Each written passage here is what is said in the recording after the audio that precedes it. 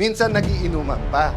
Kaya kung magkwekwento kayo, ayusin nyo kwento nyo kasi alam ko rin yung kwento eh. Di ba? Magkwekwento kayo, bitin pa. O, yung totoo, Erwin Tulfo, isa-isay natin hawak sa'yo. Gusto mo? O, yung kontraktor na balik-balik sa office mo, yung kontraktor sa party, marami pang iba. Doon muna tayo. O, marami pang iba. Di ba? Okay. So, sabi nung iba, kung sasabihin mong tuta, ano si Senator Lacson? Hindi na po tuta si Senator Lacson, aso na po siya. Matagal na po matagal na eh. Okay.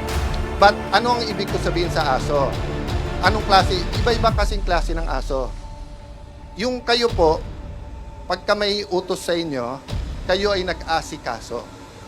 Meaning you take care of it. Meron din pong aso-kaso.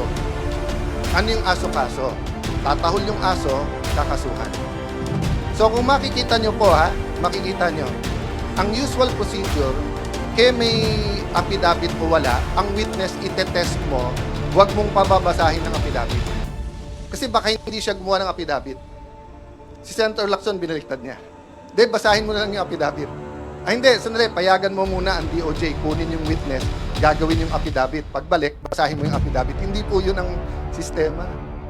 Nasaan yung mga abogado na kahit kakampi nyo sa Pinklawan, yung mga dean ng law school, nakita nyo rin yan eh. Noon time na yun, hindi pa panahon magsalita. Kasi akala natin, tama yung pupuntahan. Hindi. It's selective justice and some of it's not justice, yung iba doon invento. That's why naiintindihan ko yung sakit nung isa.